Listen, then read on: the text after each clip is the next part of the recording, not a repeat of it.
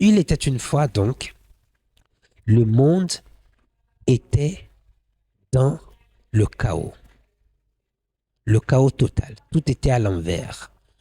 Les hommes se tuaient, forniquaient.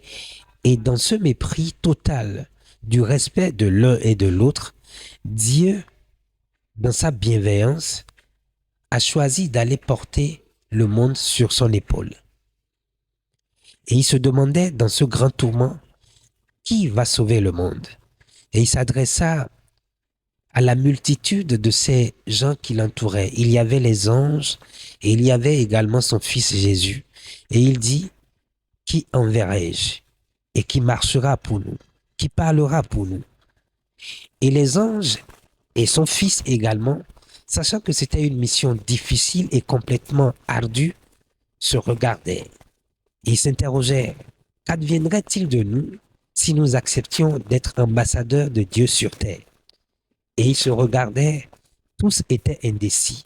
Et c'est à ce moment d'indécision et de grand doute qu'une voix, une toute petite voix, poussa dans l'Olympe et dit, envoie-moi, je marcherai pour nous. Stop et fin. Pour moi, le théâtre est un outil d'évangélisation. Les arts sont des outils d'évangélisation. Le conte est un outil d'évangélisation. Le théâtre, pour moi, est un outil d'évangélisation. Et évangéliser ne, ne signifie pas pour moi aller sortir une Bible. Évangéliser, c'est sensibiliser. C'est appeler l'être humain à reconsidérer la société dans laquelle il est et à être un exemple, quelqu'un qui forge une société, quelqu'un qui élève une société à la dimension de ce que nous dirons être la dimension, la valeur humaine. C'est fondamental pour moi. Quand j'aborde, par exemple, dans une pièce de théâtre, le besoin à ce que nous soyons pas des bourreaux l'un pour l'autre, à mon avis, j'ai évangélisé. À mon avis, j'ai sensibilisé. À mon avis, j'ai préparé l'être humain à ne pas commettre un crime.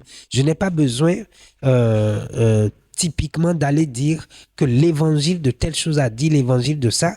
Et mon exemple, mon créateur, le metteur en scène qui est la référence pour moi, et je le dis partout ailleurs, je le redis ici si c'est utile, mon metteur en scène de référence c'est Dieu, le créateur, le premier créateur sur lequel je me base pour créer, c'est Dieu. Et je m'inspire du livre de Genèse.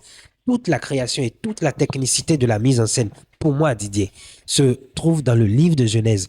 Il m'est déjà arrivé, en tant que metteur en scène, d'écrire ou en tant que dramaturge, d'écrire une pièce de théâtre typiquement inspirée de la parole de Dieu. Et donc, j'ai déjà fait ce travail et une pièce existe en tant que telle qui est une inspiration de la parole de Dieu. Cette pièce s'appelle Les larmes de la rédemption. Et ça existe. Je l'ai coécrit avec un ami qui s'appelle Noël Fascinon. Je ne vais jamais jouer une pièce qui offense le principe divin